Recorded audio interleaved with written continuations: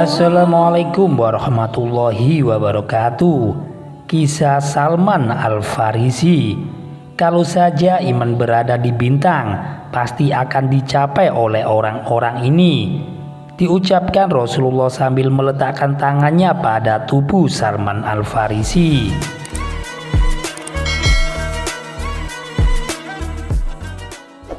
Ini adalah kisah seseorang yang berusaha mencari hakikat, mencari Allah Subhanahu wa Ta'ala. Ini adalah kisah Salman Al-Farisi. Akan kita biarkan Salman Al-Farisi menuturkan kisahnya sendiri, sebab saat mengalami kisah itu perasaannya begitu hidup dan penyampaiannya akan terasa lebih jujur dan lengkap. Salman bertutur, "Aku adalah seorang pemuda dari Persia penduduk Isfahan, dari kampung yang akrab dikenal dengan nama Zayan. Ayahku adalah kepala kampung dan merupakan orang yang paling kaya dan terhormat di sana. Akulah orang yang paling dia cintai sejak aku lahir. Kecintaannya semakin bertambah kepadaku hari demi hari, sehingga dia mengurungku di dalam rumah karena merasa khawatir terhadapku. Aku dipingit seperti layaknya seorang gadis.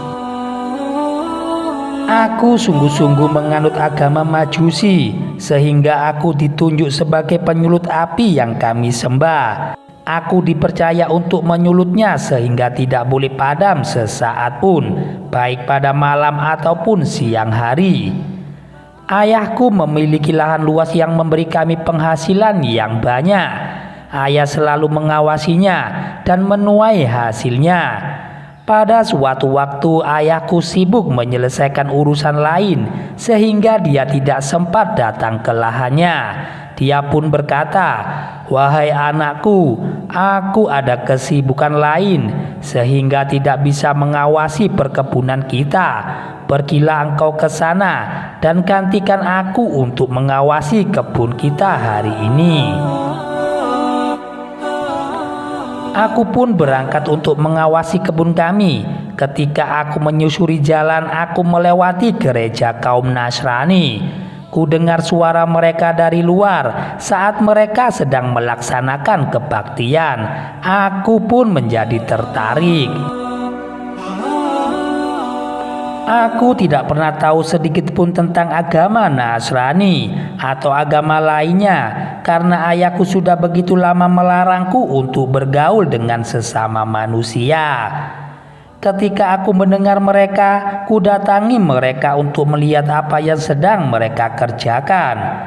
Sewaktu ku renungkan apa yang mereka lakukan, aku menjadi tertarik dengan ibadah yang mereka lakukan, dan aku ingin memeluk agama mereka.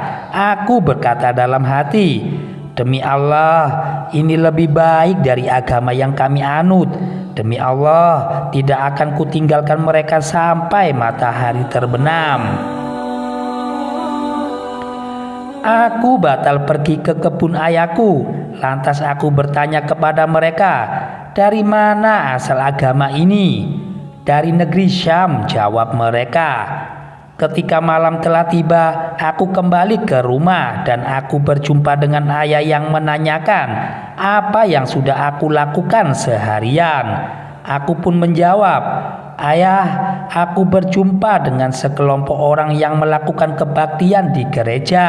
Aku tertarik begitu mengenal agama mereka. Aku terus bersama mereka sampai matahari terbenam.' Ayahku kemudian serta-merta memarahiku lantaran apa yang sudah ku perbuat seraya berkata, 'Wahai anakku, dalam agama itu sedikit pun tidak ada kebaikan. Agamamu dan agama nenek moyangmu lebih baik dari agama itu.' 'Tidak, demi Allah, agama mereka lebih baik dari agama kita,' tukasku kepada ayah. Ayah pun menjadi risau mendengar sanggahanku. Dia khawatir aku keluar dari agamaku. Dia kembali mengurungku di dalam rumah dengan mengikat kakiku. Ketika aku memiliki kesempatan, aku mendatangi kaum Nasrani dan aku berkata kepada mereka, Kalau ada rombongan yang hendak mengadakan perjalanan ke negeri Syam mendatangi kalian, tolong beritahukan kepadaku." Selang beberapa lama sebuah rombongan yang akan menuju negeri Syam datang. Mereka lalu memberitahuku soal itu. Aku lantas berusaha membuka ikatan kakiku sampai terlepas. Kemudian aku berangkat bersama mereka dengan mengendap-endap sampai akhirnya kami tiba di negeri Syam. Ketika kami tiba di sana, aku bertanya, "Siapakah orang yang paling utama dalam urusan agama ini?" "Dialah uskup pemimpin gereja," jawab mereka. Lalu aku mendatanginya dan berkata, "Aku tertarik kepada agama Nasrani. Aku bermaksud mendampingi dan membantumu. Aku mau belajar darimu dan beribadah bersama orang-orang Nasrani lainnya." Dia pun menjawab, "Masuklah." Dan aku pun masuk ke dalam gereja, dan mulai saat itu aku menjadi pembantunya. Waktu pun terus berlalu hingga aku mengetahui bahwa orang itu sebenarnya bukanlah orang baik. Dia pernah menyuruh para pengikutnya untuk membayar sedekah dan menjanjikan kepada mereka pahala yang akan mereka dapatkan jika mereka menyerahkan sedekah di jalan Tuhan. Namun ternyata uskup itu menyimpan uang tersebut untuk dirinya sendiri dan tidak pernah sedikit pun membagi-bagikannya kepada kaum fakir miskin, sehingga dia berhasil mengumpulkan emas sebanyak 7 bejana. Sewaktu mengetahuinya, aku menjadi benci sekali. Tak lama kemudian dia meninggal dan orang-orang Nasrani berkumpul untuk menguburkannya. Kukatakan kepada mereka, "Sahabat kalian ini adalah orang jahat. Dia pernah memerintahkan kalian untuk membayar sedekah dan menjanjikan kepada kalian pahala. Begitu kalian menyerahkannya, dia malah menyimpannya untuk kepentingan dirinya sendiri. Harta itu sedikit pun dia tidak berikan kepada orang-orang miskin." "Dari mana kau tahu soal itu?" tanya mereka. "Akan kutunjukkan kepada kalian tempat penyimpanannya," jawabku kepada mereka. "Baiklah, tunjukkan kepada kami," balas mereka. Akhirnya kutunjukkan kepada mereka tempat penyimpanan itu, dan dari tempat itu mereka mengeluarkan 7 bejana besar yang penuh emas dan perak. Ketika mereka melihatnya, mereka berkata, "Demi Allah, kami tidak akan menguburkannya." Lalu mereka menyalibnya dan melemparinya dengan batu. Tak lama berselang mereka mengangkat seseorang untuk menggantikan si mendiang uskup, dan aku pun menjadi pendamping dan pembantunya. Tak pernah kulihat seorang pun yang lebih zuhud darinya. Tak ada orang yang mengalahkannya dalam urusan akhirat. Tak ada yang melampauinya dalam urusan ibadah malam dan siang. Aku betul-betul mencintainya. Aku tinggal bersamanya untuk beberapa lama. Ketika ajalnya hampir habis, aku bertanya kepadanya, "Wahai Fulan, kepada siapa kau akan mewasiatkan aku? Beri aku nasihat tentang orang yang perlu kuikuti sesudah kau meninggal." Dia pun menjawab, "Anakku, aku tidak mengenal orang yang kau cari, kecuali lelaki yang tinggal di Mosul. Dia orang yang tidak pernah berbuat yang bukan-bukan dan tidak pernah berganti agama, maka carilah dia." Selepas ia dikuburkan, ku cari orang yang tinggal di Mosul yang dimaksudkan oleh sahabatku itu. Begitu aku berjumpa dengannya, ku utarakan kisahku. Ku katakan, "Menjelang meninggal si Fulan berpesan kepadaku supaya mencarimu. Dia bilang kau orang yang memegang teguh kebenaran." Dia pun menjawab, "Tinggallah bersamaku." Aku pun tinggal bersamanya, dan aku mengenalnya sebagai orang yang selalu berkata dan berbuat benar. Namun selang sekian waktu ajalnya pun telah tiba. Aku pun berkata kepadanya, "Wahai Fulan, kau tahu ketentuan Allah akan berlaku pada dirimu dan kau tahu keadaan diriku. Kepada siapa kau akan mewasiatkan aku? Siapa yang harus kuikuti nanti? Wahai anakku, demi Allah aku tidak mengenal orang yang beragama seperti kita ini kecuali lelaki dinasibin. Dia adalah fulan, maka carilah dia, ucap orang itu. Seusai dia dikuburkan, aku pergi mencari orang yang tinggal di Nasibin. Setelah bertemu dengannya, aku ungkapkan kisahku dan perintah sahabatku itu. Lalu dia berkata, tinggallah bersama kami. Aku selanjutnya tinggal bersamanya. Dia adalah orang yang baik seperti kedua sahabatnya tadi. Demi Allah, kematian akhirnya berlaku juga pada dirinya. Menjelang ajalnya tiba, aku pun bertanya, kau tahu akan keadaanku?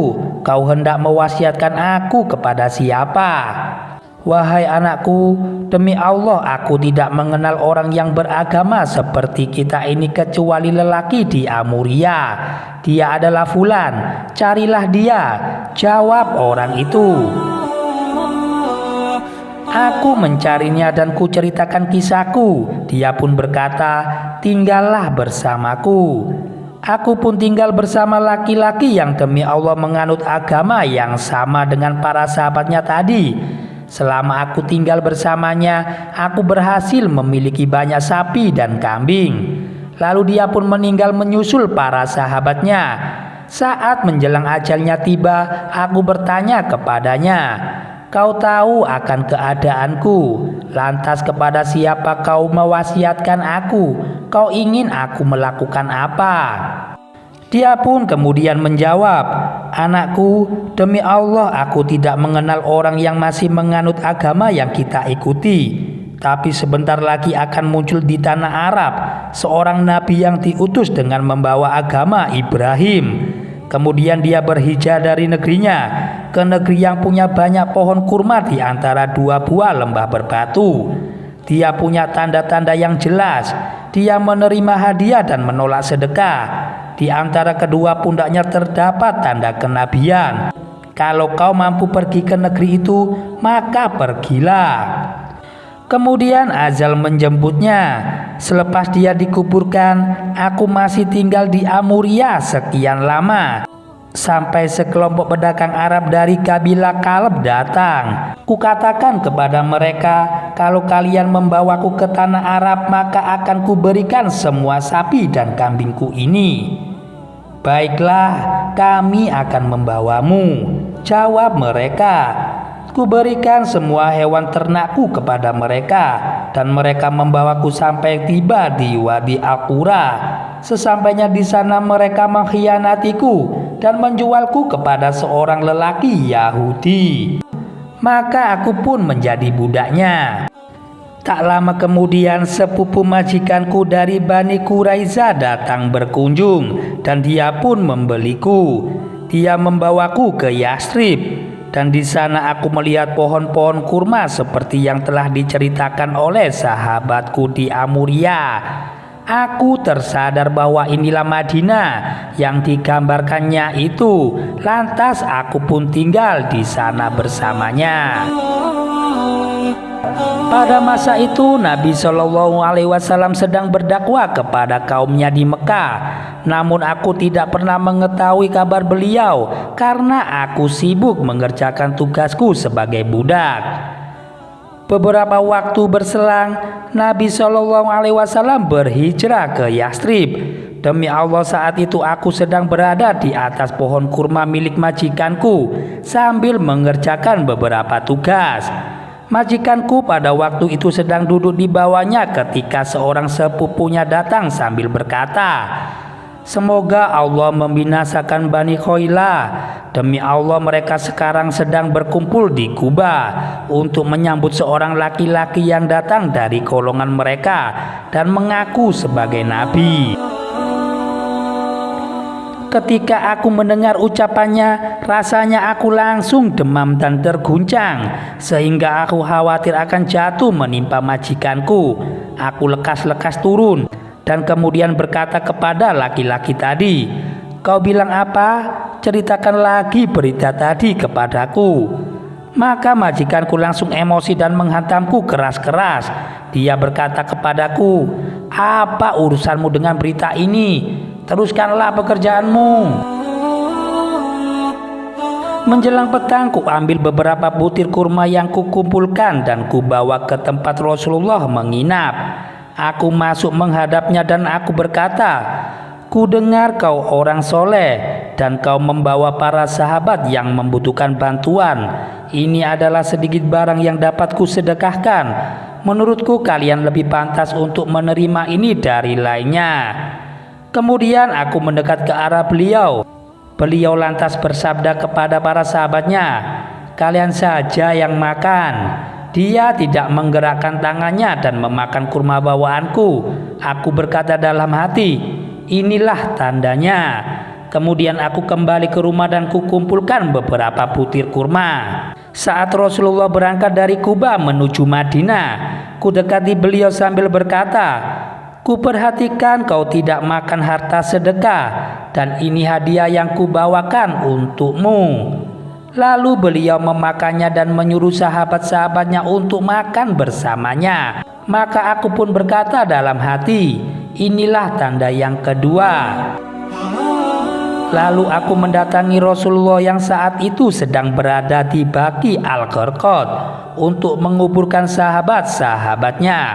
Kudapati beliau sedang duduk dengan memakai 2 buah kain kasar. Kuucapkan salam kepadanya, kemudian aku berputar untuk melihat punggung beliau.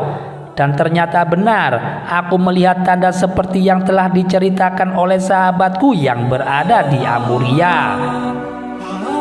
Ketika Rasulullah melihatku sedang memperhatikan punggungnya, beliau mengetahui maksudku.